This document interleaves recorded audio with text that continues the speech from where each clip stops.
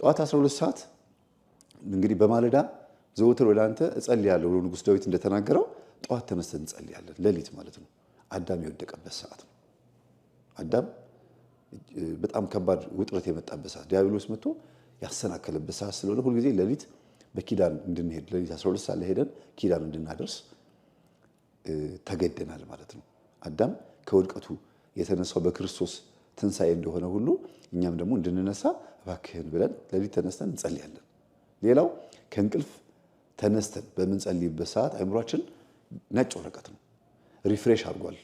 በእንቅልፍ ድካሙን አስወግዷል። ልክ ከእንቅልፍ እንደተነሳ ፊትን ታጥበህ ስትጸልይ የክት ጸሎት ነው የምትጸልየው። ቶሎ አእምሮ የመያዝ አቅም አለው። አንዳንድ የመንግስት ሰራተኞች ወይም የግል ድርጅት ያላቸውም ሰዎች ምን ይሉኛል፣ መምህር ጠዋት ድንገት ሬዲዮ ዘፈን ከሰማኝ ሙሉ ቀን አብሮኝ ይውላል ይላሉ። ሙዚቃም ከሆነ መዝሙርም ከሆነ እንደዛው አእምሮህ ልክ ከእንቅልፍ እንደተነሳ የምትነቃው በመዝሙር ከሆነ ያ መዝሙር ሙሉ ቀን አብሮህ ነው የሚውለው። ለዚህ ነው አባቶች ጠዋት እንድንጸልይ ያደረጉት፣ ጸሎቱ አብሮን እንዲውል ስለተፈለገ ነው። ድንገት እንኳን ስራ በዝቶብህ የ3 ሰዓቱንም የ6 ሰዓቱንም የ9 ሰዓቱንም ባትጸልይ እንኳን የጠዋቱ ጸሎት አብሮህ ይውላል። እያልክ እየዘመርክ ነው የምትውለው ሳታውቀው። ለምን አእምሮ የሰጡትን ነው የሚያቀብለው። ነጮች ኮንሺየስ አንኮንሺየስ ማይንድ የሚሉት ይሄን ነው። ይሄ ፊት ለፊት ያለው ቅርቡ አእምሮ ለውስጠኛው አእምሮ ያቀብለዋል ይላሉ። እኛ ደግሞ የምንለው ምንድነው? አእምሮና ህሊና ነው የምንለው። እነሱ ናቸው የከፋፈሉት እንጂ ህሊና ዋናው ትልቁ ይሄ ውስጥ ያለው ድብቁ አእምሮ ነው፣ ፈራጁ ነው። ኃጢአት ስትሰራ ጸጥ ብሎ ይቀር ማነው? ዝም ብሎ ይቀመጥና ልክ ኃጢአት ስትሰራ ይላል። እሱ ድብቁ አእምሮ ነው። ይሄ ፊት ለፊት ያለው አእምሮ ግን ያቀበልከውን ልጠጣ ስትል ጠጣ ይላል። ይሄ ድብቁ አእምሮ የተሰጠውን ነው የሚቀበለው። ይሄ ፊት ለፊት ያለው ግን ስሜት ነው። አድርግ ብላ ጠጣ ምናምን ይላልና ጸሎትንም ላድርግ ብለህ ስትነሳ እሺ ብለህ ስትጸልይ ይቀበላል። ያንን ዘፈንም ከሆነ ይቀበላል። የሰጠኸውን የሚቀበል ከሆነ ምንድነው መስጠት ያለብህ ነው ለአእምሮህ። አሁን ምን ልስጠው ብለህ ነው ማሰብ ያለብህ። ክርስቲያን ሁልጊዜ ጧት የእግዚአብሔርን ቃል እንደ ምግብ ይሄን መጽሐፍ ብላ ብሎ የተናገረው መጽሐፍ ቅዱስ ስለዚህ ነው ብላ የሚበላ ነው ማለት ነው የእግዚአብሔር ቃል። ሁለተኛው ደግሞ 3 ሰዓት ላይ የምንጸልየው ጸሎት ነው። 3 ሰዓት ላይ ጌታችን ኢየሱስ ክርስቶስ የተገረፈበት ሰዓት ነው። ድንግል ማርያም ከገብርኤል ብስራት የሰማችበት ሰዓት ነው። እንደገናም ደግሞ ሊፈርድ የሚመጣበት ሰዓት ነው። ሊፈርድ ዓለምን ሊያጠናቅቅ ግንቦት መጋቢት 29 እሁድ ቀን ዓለም የምትጠፋበት ቀን ነው አይደል? በቤተ ክርስቲያናችን ተጽፏል። የትኛው መጋቢት የትኛው 29 እንደሆነ አይታወቅም እንጂ መጋቢት 29 ዓለም የምትጠፋበት ሊፈርድ የሚመጣበት ቀን ነው። አዎ በጠዋቱ 3 ሰዓት እሁድ ቀን ነው የሚመጣው። ስለዚህ ጠዋት 3 ሰዓት በምትጸልይበት ሰዓት ይሄን እያሰብክ እንድትጸልይ ነው። ነብዩ ዳንኤልም ጠዋት 3 ሰዓት ተነስቶ ነበረ የሚጸልየው የነበረው። በአንበሶች ጉድጓድ የተጣለው ዳንኤል ጠዋት ተነስቶ 3 ሰዓት ላይ ይጸልይ ነበረ፣ እግዚአብሔርም ጸሎቱን ይሰማው ነበር ይላል። ይሄ በነግህ ማለት ሲነጋ ማለት ነው 3 ሰዓት ላይ። እንግዲህ ለምንድን ነው በ3 ሰዓት የምንጸልየው? ልክ እመቤታችን ገብርኤል ሊያበስራት እንደመጣ ሁሉ እኔንም መልካም ዜና አብስረኝ እያልክ ነው የምትጸልየው። ሊፈርድ እንደሚመጣ ሁሉ አንደኛ አትፍረድብኝ፣ ሁለተኛ ደግሞ ፍረድልኝ ማለት ተበድያለሁና እንዲያርገውኛልና ብለህ የምታመለክትበት ነው። በኃጢአት ምክንያት ደግሞ አትፍረድብኝ የምትልበት ሰዓት ነው። በጎቼ በቀኝ ፍየሎች በግራ ብለህ እንዳልክ ሁሉ እኔን ደግሞ በቀኝ እባክህን እንደሆን አእምሮዬን ክፈትልኝ ትላለህ ጠዋት 3 ሰዓት ላይ። እንደተገረፈበት ሰዓት ደግሞ ጌታ ሆይ ለእኔ ስትል ይሄ ሁሉ ጅራፍ አርፎብሃል 6666 ጊዜ 4 ስድስቶች ማለት ነው። ለእኔ ስትል ጀርባ እስኪላጥ ተገርፈሃል፣ ምንም አላጠፋህም። የኔን ህማም ግን ተሸክመህ ኢሳይያስ 53 ላይ እንዳለው ትንቢተ ኢሳይያስ ላይ ለእኔ ግን ህማሜን ተሸክመህልኝ ተገረፍክ በሊጦስትራ። ሊጦስትራ ማለት ቦታ ነች። አሁን የአካባቢ ስም እንዳለ ሁሉ ሊጦስትራ የተገረፈባት ቦታ ነች። ከሊጦስትራ እስከ ቀራኒዮ ድረስ ያን ሁሉ መከራ የተቀበልከው ለእኔ ነው። እባክህን ጌታ ሆይ ለእኔ እንደተገረፍክልኝ ሁሉ እኔ ደግሞ ግርፋትህን እያሰብኩኝ እንድሰግድ ብርታት ስጠኝ።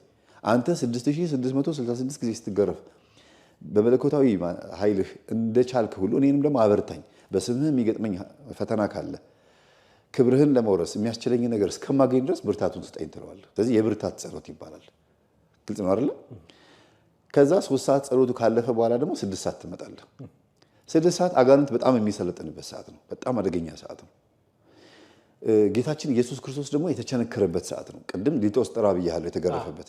ከ3 ሰዓት ጀምሮ እስከ 6 ሰዓት ድረስ ምን እያደረገ ነበረ? ያን ተራራ እየወጣ ነበር፣ እያንገላቱት ወገቡን እየጎተቱ ከኋላ ሲጎትቱት ወደ ኋላ ይወድቃል፣ ከፊት ሲጎትቱት ወደ ፊት ይወድቃል። መስቀል ተሸክሞ ነው። ከዛ ደግሞ በጥፊ የመቱትም መስቀል ያደረጉበትም ሁሉ ነገር ያደረጉበትም ደግሞ የሌሊቱ ሰዓት ደግሞ አለ። ሌሊት ነው ይዘው ከሌሊቱ 11 ሰዓት እና 12 ሰዓት አካባቢ ላይ ሾካኪል ያደረጉበት ሰዓት ነው። በጥፊ የመቱበት ምራቃቸውን የተፉበት ሰዓት ነው። ያንን ሰዓት አስበህ ደግሞ ቀን 6 ሰዓት ስታየው እዛ መስቀል ላይ ንጉሥ ሆኖ ታየዋለህ። ለማን ሲል ነው ይሄን ያደረገው ብለህ 6 ሰዓት ላይ እንድታስብ ያደርጋል። አዳም የተፈጠረው ስንት ሰዓት ነው? 6 ሰዓት ነው። ማን 3 ሰዓት ነው። ጠዋት 3 ሰዓት የተፈጠርኩት በ3 ሰዓት ነውና አንተ ደግሞ 6 ሰዓት ላይ ህይወት የመለስክልኝ። ግልጽ ነው አይደል? 6 ሰዓት ላይ ለኛ ዋጋ የከፈለበት ጊዜ ነው ማለት ነው። ህማማችንን ተሸክሞ መስቀል ላይ የተወጠረበት ሰዓት ነው። እኛ በክብር ዙፋን ላይ የተቀመጥነው እሱ በመስቀል ላይ ተወጥሮ ነው። እኛ ቆብ መነኮሳትና ካህናት ያን የሚያምር የጳጳሳት ቆብ እንዲያደርጉ ምክንያት የሆናቸው የሱ የሾህ አክሊል ምክንያት ነው። እሱ የሾህ አክሊል አድርጎ ለኛ ደግሞ የክብር አክሊል ሆነን ብለህ 6 ሰዓት ላይ መስቀሉን እያየህ ነው የምትጸልየው። ባይዘው 6 ሰዓት ላይ ብቻ አንድ አባት ናቸው፣ አባ አፍጼ ይባላሉ። ከተሰዓቱ ቅዱሳን አንዱ ናቸው። ስነ ስቅለቱን ብቻ እያዩ 6 ሰዓት ላይ ይጸልዩ ነበርና ዛሬ እኛ ትውስታ ብለን ፍላሽባክ ብለን ወደኋላ እንደምናስታውሰው ራሱ መጥቶ ክርስቶስ ተገለጠላቸው። እንዴት ይሰቅሉት እንደነበረ እንግዲህ ፊልም ብለው ፍላሽ ሰክተህ እንዴት ነው የቆዩ ፊልሞች እንደምታያል አይደል? አምጥቶ ግድግዳ ላይ እንዴት እንደሰቀሉት አሳያቸው። በዚህ ደረጃ ድረስ ጸሎትን እውን ማድረግ ይቻላልና አባ አፍጼ በረከታቸው ይደርብን። በጣም የሚገርሙ አባት ናቸው። በወቅቱ የነበረውን አምጥቶ አሳያቸው ይላል። በወቅቱ የነበረውን የግርፋቱን ዘመን ማለት ነው። እና 6 ሰዓት ላይ እንደዚህ ብለን የምንጸልየው የተቸነከረበት ሰዓት ነው። እጁ በሚስማር የተቸነከረበት ሰዓት ነው። 5ቱ ቅንዋተ መስቀል ሳዶር፣ አላዶር፣ ዳናት፣ አዲራ፣ ሮዳስ የተባሉ ቅንዋተ መስቀል በእጁ ላይ፣ በእግሩ ላይ፣ በወገቡ ላይ ያረፉበት ሰዓት ነው። ደሙ የፈሰሰበት ሰዓት ነው። ጎኑ በጦር የተወጋው ደግሞ 9 ሰዓት ነው። እና በእያንዳንዱ ሰዓት የራሱ የሆነ ኃይል አለው ነው። 6 ሰዓት ላይ ይሄን እያሰብክ ነው የምትጸልየው። ጌታ ሆይ ለኔ ስትል ተቸነከርክ፣ ለኔ ስትል በመስቀል ላይ ነገስክ። አይገባህም፣ ግን ለኛ ስትል ነው ያደረከው። እንደ ሰው በአጭር ቁመት በጠባብ ደረት ተወስነ መተህ የድንግል ማርያም ጡት ጠብተህ እንደ ሰው ተመላልሰህ 33 ዓመት ከ3 ወር ቆይተህ እዚች መስቀል ላይ ስራህን ፈጸምክ። ከዚህ በኋላ እኮ ከመስቀል የምትወርደው በክብር እንጂ እንደነበርከው አይደለም። በክብር ነው ከመስቀል የሚወርደው። ስለዚህ ያንን አስበን እንጸልያለን 6 ሰዓት ማለት ነው። 9 ሰዓት ደግሞ የሚገርም ሰዓት ነው። አንደኛ ጌታ ነፍሱን የሰጠበት ሰዓት ነው። ተፈጸመ ያለበት ሰዓት ነው። እነዚህ ቃላቶች በአንተ ህይወት ውስጥ ትልቅ ተጽዕኖ ይፈጥራሉ፣ በእኛ ህይወት ውስጥ ማለት ነው። ለምሳሌ ፀሐይ ጨልማለች፣ ጨረቃ ደም ለብሳለች፣ ከዋክብት ረግፈዋል አይደለም? በእነዛ ከ6 ሰዓት እስከ 9 ሰዓት ባሉ ጊዜያቶች ውስጥ ህማማቶቹ ታይተዋል። እመቤታችን ቅድስት ድንግል ማርያምና ዮሐንስ ወንጌላዊ የተገኙበት ሰዓት ነው። እነዚህ 3 ሰዓታቶች ልክ 9 ሰዓት ላይ ግን ነፍሱ ልትወጣ ስትል ዮሐንስ ና ወደዚህ ቅረብ አለው። መስቀል ላይ ሆኖ እንደተወጠረ እንደዚህ እነኋት እናትህ፣ እናቴን ውሰድ አለው። ሰጥቻለሁ እናት አድርጌ። በዮሐንስ ውስጥ እኛ አለን። ወኪል ነው እሱ፣ ወኪል ነው። ይሄንን በራእይ ዮሐንስ ምዕራፍ 12 ላይ ታገኘዋለህ። መጨረሻው ላይ ዘንዶ እመቤታችንን ሲፈትናት ማለት ነው። እዛ ቦታ ላይ የዮሐንስ ወኪልነት ተጽፏል ማለት ነው። ቃሏን ባነባት ደስ ይለኛል። እንዲህ ይላል፣ ዘንዶውም ይላል ሴቲቱ ላይ ተቆጥቶ የእግዚአብሔርን ትእዛዝ የሚጠብቁትን የኢየሱስ ምስክር ያላቸውን ከዘሯ የቀሩትን ሊዋጋ ሄደ ይላል። ዘንዶ 3 ነገር ነው። ራእይ ዮሐንስ 12:17 ላይ ዘንዶውም በሴቲቱ ላይ ተቆጥቶ የእግዚአብሔርን ትእዛዝ የሚጠብቁትን ክርስቲያኖችን ማለት ነው የሚጠብቁትን የኢየሱስ ምስክር ያላቸውን ማተብ ያደረገው ነው። ምስክር ማለት ማተብ ነው፣ ወይም ሰማዕታት ማለት ነው። ከዘሯ የቀሩትን የድንግል ማርያም ዘሮች ማን ናቸው? በመስቀል እግር ስር እነሆ ልጅሽ የተባለው ዮሐንስ ዘሯ ነው። የኢየሱስ ክርስቶስ ልጅነት በጸጋ ለዮሐንስ ተሰጥቷል። ከዚህ በኋላ ልጆችሽ እነሱም ጨምር ናቸው፣ እኔ ብቻ አይደለሁም ማለት ገብቶሃል አይደል? ጌታን ምናሉት የሆነ ጊዜ ላይ እናትህና ወንድሞችህ ይፈልጉሃል ብሎ ሲሉት ጊዜ እናቴም ወንድሞቼም ቃሌን የሚጠብቁም ጭምር ናቸው ብሎ ተናግሯል። ስለዚህ ከዘሯ የቀሩትን ሲል በመስቀል ላይ የተሰቀለው ክርስቶስ በሰው ማንነት በኩል ከሷ ስጋ ተካፍሏል። የሰውን ዘር ተካፈለ እንጂ የመላእክትን አይደለም እንደሚለው ማለት ነው። ከዛ ዮሐንስ የኛን ማንነት ወክሎ ነው ሪፕሬዘንት ነው ወኪላችን ነው። በዮሐንስ በኩል እናታችን ድንግል ማርያም ተሰጥታናለች። መቼ ልክ ሁልጊዜ ነው የተሰጠችን፣ ግን እርግጠኛ የሆነው ማህተም ያረጋግጠው በደሙ በስጋው ነው። ደሙ በሚፈስበት በዛ በመስቀል በቀራንዮ ላይ ነው። ስጋው ደግሞ ስንቀበል ምንም እንኳን መለኮት የተዋሃደውን ከድንግል ማርያም ስጋ ከነሳ በኋላ ልዩ የሆነውን ያንን ስጋ ብንቀበለው፣ ግን ድንግል ማርያምንም በውስጥ በኩል እንደ እናት ታሳቢ ማድረግ አለብን። የተቀበልነው ስጋና ደም የድንግል ማርያም ነው እያልኩኝ አይደለም። የኢየሱስ ክርስቶስ ስጋና ደም የተቀበልነው ግን በታሳቢነት አብራ ተሰጥታለች። እዛ ቦታ ላይ ኑዛዜ አለ። ኑዛዜ ግልጽ ነው። ለምሳሌ አባት ሊሞት ሲል እስቲ ልጆችን ሰብሰብ አድርጉልኝ ተብሎ ካህኑም ይመጣል። መኪናውን ለዚህ ለትልቁ ስጡልኝ፣ ቤቱን ለዚህች ለትንሿ ልጅ፣ እንትኑን ደግሞ ይሄን ፋብሪካውን ለገሌ እያለ ይናዘዛል አይደል? ሊሞት ሲል አይደል? ጌታችንን መስቀል ላይ ሆኖ እየተናዘዘ ነው። ይሄው እናቴን ሰጥቻለሁ ውሰድ አለው። ከዛን ሰዓት ጀምሮ ይላል ዮሐንስ ወንጌል ላይ የኢየሱስ እናት ዮሐንስ ወሰዳት ይላል። ልክ 9 ሰዓት ሲሆን ጌታችንም ቃሉን ከተናገረ በኋላ ኤሎሄ ኤሎሄ ላማ ሰበቅታኒ፣ አምላኬ አምላኬ ለምን ተውከኝ ብሎ በዕብራይስጥኛ ጮኸ ይላል። ግን ለምን ተውከኝ ሲል ደካማ ሆኖ አይደለም፣ ሰይጣን ዲያብሎስን ለማቅረብ ነው። አቅርቦተ ሰይጣን ይሉታል አባቶቻችን። ምንድነው ዛሬ የተፈጸመው? ትልቁ 9 ሰዓት ላይ የሚገርም ተአምር የተፈጸመው ምንድነው? ያኔ አዳምና ሔዋን 7 ዓመት በገነት ሲኖሩ ሰይጣን በምን ላይ መጥቶ ነው ያታለላቸው? በእባብ ላይ። እባብ ደግሞ የዛን ጊዜ የምታምር ነበረች፣ ገላዋ ቆንጆ ነበረ። እንስሳ ነው እንጂ ያዋራኝ ሰይጣን በእባብ ውስጥ አድሮ አዋራኝ ብላ ሔዋን አታስብ። በሚያምረው የእባብ ገላ ውስጥ አድሮ ሰይጣን መጥቶ ሔዋንን እና አዳምን እንዳሳሳታቸው ሁሉ አሁንም ኢየሱስ ክርስቶስ በምታምረዋ በቅድስት ድንግል ማርያም ገላ ውስጥ ተደብቆ ከስጋዋ ስጋ ከደሟ ደም ነስቶ በመስቀል ላይ ሆኖ አምላኬ አምላኬ ለምን ተውከኝ ሲል ፍጡር መስሎ ታየው ዲያብሎስ። ከርቀት ያይ ነበር። እንዴ አምላክ ነው ብዬ እስካሁን ስሻሸው ስፈራው ለካ ሰው ነው እንዴ ብሎ መጥቶ እንደለመደው የብዙ ነፍሳትን ነፍሳቸውን ሲኦል ስጋቸው መቃብር ማድረግ እንደለመደው መጥቶ ሊቆራኘው ሲል መላእክቶች መጥተው በእሳት ዛንጀር በንፋስ አውታር ወጥረው ያዙት ይላል። ስለዚህ አምላኬ አምላኬ ለምን ተውከኝ ያለው ሰይጣን ጸጋ የተገፈፈ መንፈስ ስለሆነ ማስተዋል አይችልም እና በድንግል ማርያም ስጋ ውስጥ ተደብቆ ወይም የለበሰው ስጋ የድንግል ማርያም ስጋ ነው አይደል? በዛ ማንነት ውስጥ ተደብቆ ኤሎሄ ኤሎሄ ወይም አምላኬ አምላኬ ብሎ ሲጮህ ደካማ ስጋ መስሎ ታየ። አቅርቦተ ሰይጣን ነው። 9 ሰዓት ላይ ስንጸልይ እኛ ብዙ ጊዜ ጌታ ሆይ እኔ የማውቀው ነገር የለም እባክህን አድነኝ ይቅር በለኝ እያልን ስንሰግድ የማንን ኃይል እየጠበቅን ነው? የእግዚአብሔርን ኃይል። ስለዚህ እኛ በትህትና ዝቅ ባልን ቁጥር ኃይል እናገኛለን።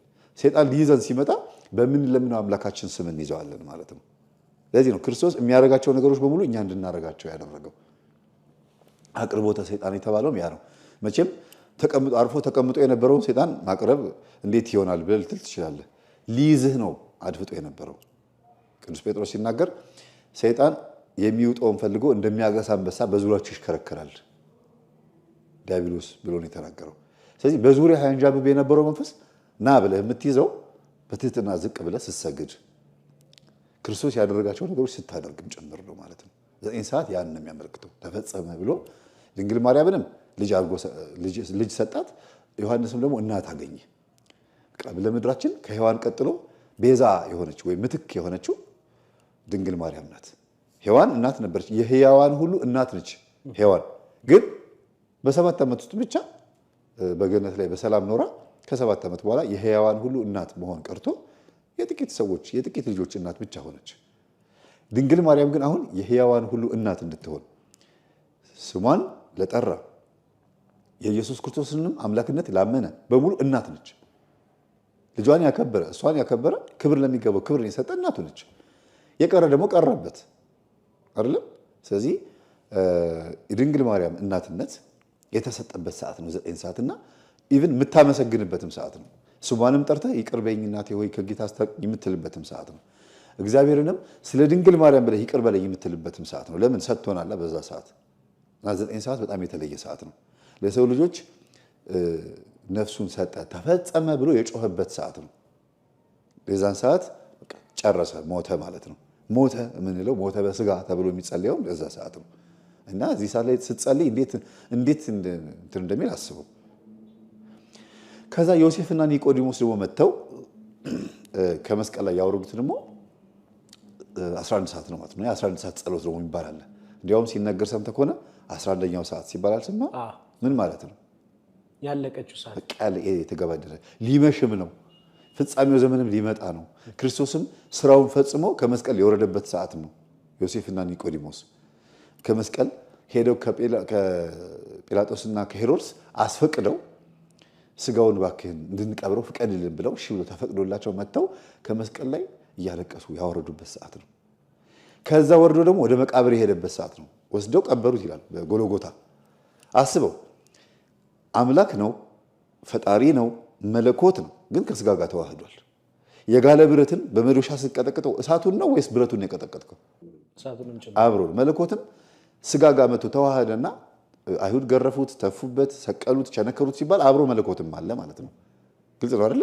ስለዚህ ሲቀበርም ሞተ ሲባል በስጋ ሞተ ነው የምንለው፣ ግን ክርስቶስ አምላክ ነው፣ ሕያው ነው። ሞትን ለማሸነፍ መቃብር መግባት አይጠበቅበትም ነበር፣ ግን ሰው ሆኗል። ሰው ሆኖ ስለተወለደ ግዴታ መቃብር መግባት አለበት። መቃብር ሳይገባ ቢያድነን ኖሮ ሞትን ፈራው ይባላል፣ ወይ መቃብርን ፈራው ይባል ነበር። ክርስቶስ ገባ። ስለዚህ ሞት ሆይ መውጊያ የት አለ? ሲኦል ሆይ ድል መንሳት የት አለ ተብሎ የተነገረው ለዚህ ነው። ይኸው ግን መጥቶልሃል። የክብር ጌታ ኢየሱስ ክርስቶስ መቃብር ድረስ ወርዶ ተቀበረ፣ እንደ ሰው ተገንዞ ተቀበረ። ሰው ያደረገው ሰው የሚሆነውን በሙሉ ሆነ ከኃጢአት በስተቀር ይላል። ከኃጢአት በስተቀር ሁሉን አደረገ። መቃብር ድረስ ሄዶ ሞትን ተጋፈጠው። ሞት የት ጋር ያለው አለ የተባለበት ቦታ ሁሉ ሄደ። በምድር ላይ 3 ዓመት ከ3 ወር የተመላለሰው ሞት የት እንዳለ እያሳየንም ጭምር ስለሆነ ሞት ሲባል እኛ እንደዚህ ነፍስ ከስጋ መለየት ብቻ ነው አይደል የሚመስለን፣ ግን በቁም መሞትም አለ። በኃጢአት መሞት ብዙ ሰዎች በቁም የሞቱ ሰዎች እንዳሉ ሲናገር ምን አለ ሐዋርያው ናትናኤል፣ ጌታ ሆይ እባክህን ቤተሰቦቼን ጦሬ ልምጣ ቀብሬ ልምጣ ፍቀድልኝ ሲለው፣ ናትናኤል ተከተለኝ፣ ሙታንን ተዋቸው፣ ሙታናቸውን ይቀብሩ ዘንድ ተዋቸዋለሁ። ሙታንን ተዋቸው፣ ሙታናቸውን ይቀብሩ ማለት የሞተ ሰው ካለ በቁም ያለ እንደ ሞት የተቆጠሩ ሰው ይቀባበሩ፣ አንተ ግን ወደ ህይወት ና ማለቱ ነው። እኔ ህይወት ነኝ፣ እኔ መንገድ ነኝ፣ እኔ እውነት ነኝ ማለቱ ነው ሲናገር። ስለዚህ በቁም መሞትም ስላለ በቁም መሞትን መጀመሪያ ካስተካከለ በኋላ የቁም ሙታንን ካስተማረ ካነቃ በኋላ ንዋም ማለት እንቅልፍ ማለት ነው አይደለም። ካነቃን በኋላ ከእንቅልፋችን ካነቃን በኋላ ወደ እውነተኛው ደግሞ የስጋ ሞት ወደ እውነተኛው መቃብር ደግሞ ሰዓቱ ደርሶ 11 ሰዓት ላይ መቃብር ገባ ማለት ነው። በዛ ሰዓት አንተ ስትጸልይ ምን እያሰብክ ነው? ለእኔ ስትል ወደ መቃብር ገብተህ ሞቴን ድል አድርገህልኛልና እኔም በቁም ከመሞት አድነኝ። ሰዎች እንድሞት ይፈልጋሉ፣ ሞቴን አስወግድልኝ፣ ከመፍዘዝ አድነኝ፣ ከእንቅልፍ ሞት አድነኝ፣ ከኃጢአት ሞት አድነኝ እያልክ 11 ሰዓት ላይ ሞቱን እያሰብክ ነው የምትጸልየው። በፍጻሜዋ ሰዓት ባለቀች ሰዓት አድነኝ ትላለህ። የፍርድ ቤት ኬዝ ካለብህ፣ ታስረህም ከሆነ እስር ቤትም ከሆነ የትኛውን ጉዳይ ካለብህ 11 ሰዓት ላይ ስትጸልይ በምሬት ነው መጸለይ ያለብህ ይባላል። ለምን? ሞት የሚሸትበት ሰዓት ስለነበር መጨረሻው ፍጻሜው ዘመንንም ያሳያል፣ መጠቃለልንም ያሳያል። ስለዚህ 11 ሰዓት ላይ ስትጸልይ ክርስቶስ ወደ መቃብር መውረዱን፣ ከመስቀል መውረዱን፣ ድል ማድረጉን፣ ሞትን መጋፈጡን እያሰብክ ከሆነ አንተ ሞትን ትጋፈጠዋለህ። ምንድን ነው ሞት ስትጋፈጥ? አሁን ለምሳሌ አንተ ሞት ምንድን ነው? ነፍስ ከስጋ መለየት አንዱ እሱ ነው። እንደገና ደግሞ ከሞት የማይተናነስ ስቃይ ደግሞ አለ። በበሽታ አንዳንድ ጊዜ ሞት ይሻላል ትላለህ እኮ አይደለ? ውይ በስመ አብ ከዚህስ ሞት ይሻላል ትላለህ። እሱን እንድትጋፈጠው ነው 11 ሰዓት ላይ የምትጸልየው። ክርስቶስ ያን ሁሉ ተጋፍጦ ጥፊውንም እንዲያውም አንዳንድ ጊዜ በመካከላቸው አምልጧቸው ይሄድ ነበር ይላል። ተአምር ሲሰራ እንዲያውም ክርስቶስን ሊይዙትና ወደ ገደል ሊጥሉት ሲሉ ክርስቶስ ተሰውሮባቸው ትቷቸው ይሄድ ነበር። እንዴት አለ ብሎ ሲሉ እሱ እዛ እየተራመደ ነው። ሊገሉት እየመጡ ዮሐንስ ወንጌል ላይ ምን ይላል? በመጨረሻው ሰዓት ሐሙስ ማታ ባለቀ ሰዓት ይሁዳ በመሳም አሳልፎ ሊሰጠው ሲመጣ ማንን ትፈልጋላችሁ ሲላቸው ድምፁ ወደኋላ ፈነገላቸው፣ ወደቁ ይላል። ግን የሚሞትበት ሰዓት ነው፣ የሚያዝበት ሰዓት ነው። ወደ ሐናና ቀያፋ ግቢ የሚገባበት ሰዓት ነው። በዛ ሰዓት ደግሞ አምርሮ ደግሞ በጌቴሴማኒ እየጸለየ ነበረ። አየው። ስለዚህ ሞት ሊመጣ ሲል ራሱ የምትጸልይበት ሰዓት ነው። እና ሐዋርያትን ግን ምን ይላቸው ነበረ? ተነሱ፣ ወደ ፈተና እንዳትገቡ ትጉና ጸልዩ እያለ በተደጋጋሚ እየመጣ ይቀሰቅሳቸው ነበር ከእንቅልፍ። ግን ሐዋርያት ጴጥሮስ፣ ዮሐንስና ያዕቆብ ወደ ተራራ ከ11 ሐዋርያት ለይቶ ወደ ተራራ ይዟቸው ይወጣ ነበረ። ባይዘው 11 ሆነዋል። ይሁዳ በመጨረሻ ሰዓት ትቶ ስለሄደ 11 ሆነው ነበረ። በዛ ሰዓት ይሁዳ ምን እያደረገ ነው? ሐዋርያ እንትኖችን አይሁዲዎችን ይዞ እየመጣ በመሳም አሳልፎ ሊሰጠው ሳንቲም እየተደራደረ ነበር። 8ቱ ሐዋርያት ታች ተራራ ስር ቁጭ ብለው እየጠበቁ ነው። ታች 3ቱ ደግሞ ዮሐንስ፣ ጴጥሮስና ያዕቆብ ከጌታ ጋር አብረው ወዴት እየወጡ ነው? ወደ ተራራ ወጥተው ጌታ ሲጸልይ እነሱ እዛ ጋር እንቅልፋቸውን ተኝተዋል። ሳያቸው ተኝተዋል። መጀመሪያ መጥቶ ቀሰቀሳቸው ይላል። ወደ ፈተና እንዳትገቡ ትጉና ጸልዩ አላቸው። አሁንም እሺ ብለው ትንሽ ደግሞ እንደተጉ ደግሞ ተኙ። አሁንም እንደገና ከጸለየ በኋላ ደግሞ ተነስቶ መጣ። እነዚህ የጸሎት ሰዓታትን እየመደበልን ነው ማለት ነው። አሁንም ሲመጣ ተኝቶ ተነሱ ብሎ ደግሞ ቀሰቀሳቸው። አልሰማም አሉ። 3ኛ ላይ መጣና እንግዲያውስ እረፉ አላቸው። ምን ማለት ነው? ዓመተ ዓለም አልፏል። አሁን ሊያዝ ነው። ከዚህ በኋላ ምድር እረፍቷል። እኔ ህይወት መጥቼላታለሁ። እንግዲያውስ እረፉ፣ ተኙ፣ በደንብ ተኙ። በዓለ ሃምሳ ማለት ይሄ ነው። እንግዲያውስ እረፉ፣ ተኙ ማለት ነው። በቃ የሰው ልጅ በስጋ ድካም በቃ ወድቋል። እኔ ያለሁ ጠብቃቸዋለሁ፣ ተኙ አለ። አነቃ። መጨረሻ ላይ ግን የሰው ልጅ እስከ መጨረሻው ፍጹም መሆን ስለማይችል ፍጹምነትን የሚሰጠን እሱ ስለሆነ እንግዲያውስ ተኙ አላቸው። ስለዚህ የምድራችን እረፍት ክርስቶስ ነው። በሌሊት የሚጠብቀን እሱ ነው። መቼ? በሌሊት። በቀን ግን የኛ ድርሻ ነው። ለዚህ ነው ጸሎት ሰዓት ከጠዋት 12 ሰዓት ጀምሮ እስከ 6 ሰዓት የሆነው። ግልጽ ነው። 7ቱ ቀናቶች የተባሉት። ከዛ በኋላ የሚጠብቀን ማን ነው? በእርግጥ ቀኑን የሚጠብቀን እግዚአብሔር ነው እኮ። ተኝተህ ስትነሳ ግን የት ነበርክ? አይገርምህም? ጠዋት ስትነሳ በራስህ ኃይል ነው። አንተ በእግዚአብሔር ታምናለህ፣ ማተብ አድርገሃል። ኤቲስትና ፓጋኖችን ደግሞ ያቸው ሃይማኖት የለሾች፣ እነሱም ማታ ተኝተው ጠዋት ይነሳሉ። ሁለቱን የሚያነቃ ማን ነው? እግዚአብሔር። ኢቭን ማታ ተኝተው ጠዋት እንዲነሱ ያደረገ እግዚአብሔር ነው ብቻ ሳይሆን ዲያብሎስ መጥቶ አንቆ ሊገላቸው ሁሉ ይችላል። እንዳይገላቸው ሁሉ የጠበቀ እግዚአብሔር ነው። ይሄ ነው እንግዲያውስ ተኙ ማለት። በቃ ችግር የለውም። ስትነቁ ማስተዋል ትችላለች። ቀን ትጸልያላችሁ። ቀን ሳለላችሁ ብርሃን ሳላችሁ በብርሃን ተመላለሱ ብሏል። የሌሊቱን ድካም አገዘን። አሁን ወደ 11 ሰዓቱ ጸሎት እየመጣሁልህ ነው። ሞትን እስከ መቃብር ገብቶ ከተጋፈጠው ያንተን ሞት በአንተ ሞት ውስጥ አልቃ ገብቶ ህይወትን መዝራት የሚችል አምላክ እንደሆነ ለማሳየት 11 ሰዓት ትጸልያለህ ማለት ነው። ስለዚህ እንግዲያውስ ተኛ ብሎ ለአንተ ፈቅዶልሃል። በዓመተ ምሕረት ተኛ ሲባል አትጸልይ ማለት አይደለም። ግን ተነስና ጸልይ ብሎ ደግሞ የፈቀደልህ ሰዓት አለ። የፈቀደልህ ሰዓት ላይ ግዴታን ትወጣለህ። ከ6 ሰዓት በኋላ ግን እንቅልፋቸው ሲያዳክማቸው እንግዲያውስ ተኙ ብሎ ፈቀደላቸው። ጠዋት ሲነሱ ግን መጸለይ አለባቸው። ግልጽ ነው አይደል? ማውራ 11 ሰዓት በዚህ ተጠናቀቀ። ወደ ማታ 3 ሰዓት እንጸልያለን። ንዋም ወይም የእንቅልፍ ሰዓት ይባላል። ከመተኛት በፊት ብዙ ጊዜ መጸለይ ትልቅ ጥቅም አለው። አንደኛ ቀኑ ሙሉ የዋልክበትን ድካምህን ውሎህን በሙሉ የምታሳርፍበት ሰዓት ነው። ሁለተኛ ነገር ደግሞ የምታመሰግንበትም ነው። መቼም ለመንበርከክ ስትጸልይ ከብዙ የእግር ጉዞ፣ የመኪና ጉዞ፣ ከብዙ አይነት ሀሳብ መብላት መጠጣት በኋላ ነው የምትንበርከከው አይደል? በዚህ ሁሉ መካከል ውስጥ ትን ብሎኝ አለመሞቴ፣ በሰው እጅ አለመሞቴ፣ ቀስፎኝ አለመሞቴ ምህረት ማድረጉን ማሳያ ነው። ጠዋት ብቻ አይደለም ሰላም ያልከኝ፣ በሰላም ያሳደርከኝ ሰላም አውለኝ ብለህ የምትለው ማታም ራሱ ሰላም አውለኸኛል፣ ከተባራሪ ነገር አድነኸኛል፣ ከመጥፎ የሆኑ ነገሮች ሁሉ አድነኸኝ፣ አሁንም በህይወት አለው። ሌሊቷን ደግሞ እባክህን ብለህ ደግሞ የምትጸልይበት ሰዓት ነው። ቀን የዋልክበትን ታመሰግናለህ፣ ማታ ደግሞ የምትተኛበትን ደግሞ ትለምናለህ ማለት ነው። ማታ 3 ሰዓት። ከሌሊቱ 6 ሰዓት ደግሞ አለ። በእኩለ ሌሊት ተነስቼ አመሰግንሃለሁ ይላል ንጉሥ ዳዊት ሲናገር። ሌሊት ተነስቼ አመሰግንሃለሁ፣ እጸልያለሁ፣ እለምንሃለሁ ይላል። ስለዚህ ሌሊት ተነስተን የምንጸልየው ለሁለት ነገር ነው። አንደኛ ዲያብሎስ መጥቶ ይጫናል፣ የሚጫንበት ሰዓትም ነው። በጣም ከባድ ፈተና የሚያደርስበት ሰዓት ነው። ሁለተኛ ነገር ደግሞ ህልምህ፣ አይምሮህ ለህልም ክፍት ነው። እግዚአብሔር ለአንተ መልእክት የሚያመጣበት ሰዓት ነው። በእርግጥ ህልም ብዙ ጊዜ ወይ እንደተኛህ ወይ ልትነቃ ስትል ነው ህልም የምታየው ይባላል። ግን ሁለቱም እንትኖች ናቸው። ሰመመንና እጅግ በጣም ረጅም ሰዓት ስለምንተኛ መሀል ላይ የምናየው ህልም የሚረሳ ስለሆነ ነው። ልክ እንደተኛህ ያየኸውን ህልም ልክ ልትነቃ ስትል አታስታውሰውም።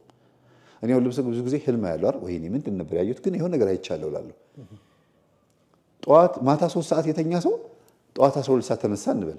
ህልሙን ያየው ስንት ሰዓት ነው? ማታ 3 ሰዓት። ከ3 ሰዓት ጀምሮ እስከ 12 ሰዓት ድረስ ያለውን ርዝመት አስበው።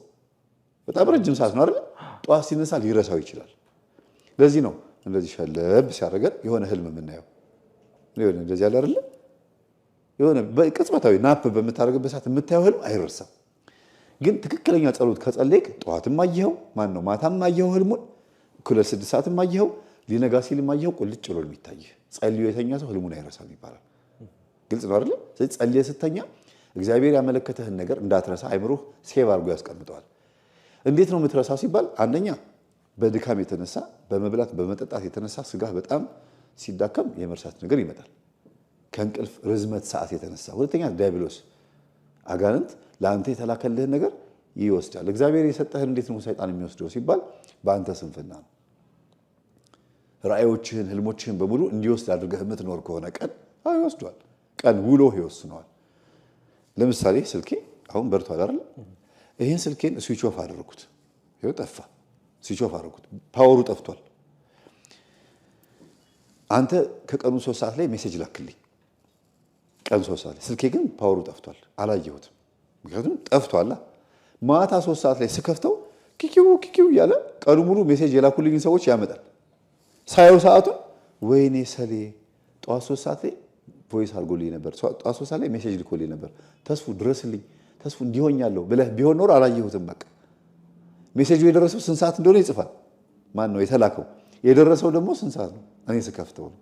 የሰው ልጅም እንደዛ ነው። እግዚአብሔር መልእክቱን በሰዓቱ ልኳል። አንተ ግን ስዊች ኦፍ ሆነ ከሆነ ማትጸልይ ማለት ነው። ለእግዚአብሔር የማይመች ህይወት ውስጥ ሆነ ከሆነ ሜሴጁ አንተ ጋር አይደርስም። ከአየር ላይ አጅሮ ይቀርበዋል። ተሰጥቶሃል፣ ግን አልተቀበልክም። መጸለይ ስትጀምር መትጋት ስትጀምር እንዳለ ሜሴጆቹ ይመጣሉ። ወይኔ ህልም በህልም ትሆናለህ። ብዙ ጊዜ የሚጸልዩ ሰዎች መምህር ህልም አየን እንዲያየው ይላሉ። ምናልባት የዛሬ 10 ዓመት የዛሬ 5 ዓመት የዛሬ ዓመት የተላከ ሜሴጅ ነው አሁን የደረሰው። አንተ ባለመንቃት የተነሳ ተከማችቶ ከዛ ልቀቅ ሲባል አጅሬው ይኸው በዚህ ሰዓት የተልኮልህ ነበር እኔ ነኝ ያስኩት እያለ ይሰጣል፣ ያሳያል ማለት ነው። ስለዚህ የጠዋት የሌሊት 6 ሰዓት ጸሎት ትልቁ ጥቅሙ የፈለገ ልም ያለ እንቅልፍ ቢወስድህም ስጋህ በድንህ አልጋ ላይ ተኝቶ ዲያብሎስ መጥቶ እንዳይጫነህ በጠባቂ መላእክት ትጋረዳለህ ማለት ነው። የ6 ሰዓት ጸሎት የሚጠቅመው ጥበቃው የእግዚአብሔር ጥበቃው በእንቅልፍ ሰዓት በድን የሆነው ሬሳ የሆነው በእንቅልፍ ምክንያት ትንሹ ሞት ይባላል አይደል? እንቅልፍ እኮ ትንሹ ሞት ነው። በቃ ጠዋት ራሱ ተፈጥሮ ይቀሰቅሳል እንጂ በቃ ትንሹ ሞት በለው። በዛ ሰዓት ግን ዲያብሎስ መጥቶ እንዳይቆርጥህ፣ እንዳይፈልጥህ፣ እንዳይከተክትህ ወይም በአንተ ህይወት ውስጥ መጥቶ ጣልቃ እንዳይገባ መጥፎ ህልም እንዳያሳይህ ይረዳሃል። ቅዠት እንዳያሳይ በሬ ሲያባርር፣ ውሻ ሲነክስህ፣ በገደላ ገደል ስትሮጥ የምታየውን ሳይሆን መጥፎ የተሳሳተ ህልም እንዳያሳይህ። ለምሳሌ መልአክ መስሎ ሊታይ ይችላል። የሆነ መልእክተኛ መስሎ ሊመጣ ይችላል። ለምን? ባለመጸለይ የተነሳ። ከጸለይክ ግን ይህን ማድረግ አይችልም። የሚያደርገው ምንድን ነው? አንተን ሊገልህ እንደነበረ በመልእክት ያሳያል። ማን? ጠባቂ መልአክህ ነው፣ ሰይጣን አይደለም። በሬ መስሎ የሚታይ ሰይጣኑ ሳይሆን ጠባቂ መልአክህ መንፈሱን በበሬ መልክ ያሳያል። በሬ ሲባል የሚወጋ ፊጋ በሬ ሆኖ ሲያባርር ካሳየ አንተ ላይ መንፈሱ ተናዶብሃል ማለት ቀን ባደረከው መልካም ነገር ድሃ በመርዳት በመጸለይ በመስገድ በማስቀደስ ስለተበሳጨ ማታ እንዲህ ነው ልታመልጠኝ ነው እያለ በበሬ ያሳያል። ውሻ ደግሞ የዝሙት መንፈስም ነው፣ ዛርም ነው። ቡችላ ከሆነች የዝሙት መንፈስ፣ ትልቅ ውሻ ከሆነ የዛር መንፈስ ተብሎ ይተረጎማል።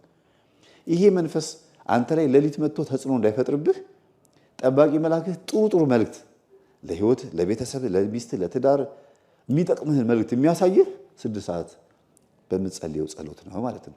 ግን የሥራ ሰዓታቸው አጉል የሆነባቸው ሰዎች መጸለይ የማይችሉ ምንድነው ማድረግ ያለባቸው የሚለውን ባጭሩ ጠቅለል ማድረገው 7ቱን ጸሎቶች መጸለይ እንኳን ባይችሉ ቢያንስ ታክሲ ውስጥም የሆነ ሰው ስልኩን አላርም ይሞላል። ለምሳሌ ይሄው በእጃችን ላይ ትልቅ ነገር አለ። በድሮ ጊዜ ስልክ አልነበረም፣ ራሱ መንፈስ ቅዱስ ነው የሚያግዘን። አሁን ግን ደካማ እንኳን ብንሆንም አላርም እንሞላለን።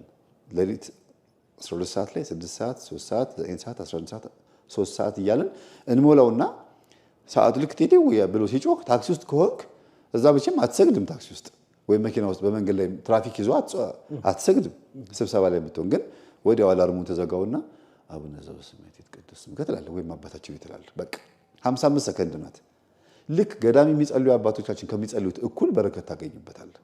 ባለህ ሰዓት የሚፈለገው ዋናው ትልቁ ጉዳይ ማሰብህ ነው። ሲመችህ ግን ቢሮ ውስጥም ከሆንክ የሆነ ምቹ ቦታ ላይ ከሆንክ ግን 3 ሰዓት ላይም ሆነ 9 ሰዓት ላይ ጸሎት መጽሐፍን ገለጥ አድርገህ ገብተህ 1 20 ደቂቃ ጸሎት አድርገህ ሰገድ አድርገህ ወደ ጉዳይ መግባት። በተለይ ቢሮ ውስጥ ብቻቸውን የሚሰሩ ሰዎች የመስገጃና የመጸለያ ቦታ ካላቸው በስራ ጊዜያቸው ላይ ይሄን ሰዓት ቢጠብቁ ይባረኩበታል። ከደሞዝ ጋር በተገናኘ ከስራ ምቀኛ ጋር በተገናኘ ከማንኛውም ህይወታቸው ጋር ትዳርን በተገናኘ መጸለይ የሚችሉበት ከገዳማውያን አባቶች ከመናኞች አባቶች ጋር በመንፈስ የሚገናኙት ይችን ሰዓት ሲያከብሯት ነው። ስለዚህ ማጠቃለያው ምንድነው? እግዚአብሔርን በሁሉም ሰዓት ማሰብ አለብን። የጸሎት ሰዓታትን ማክበር ግን በትንሹ የታመነ በብዙ ይታመናል የሚለውን ቃል ለምንፈጽመው ማለት ነው።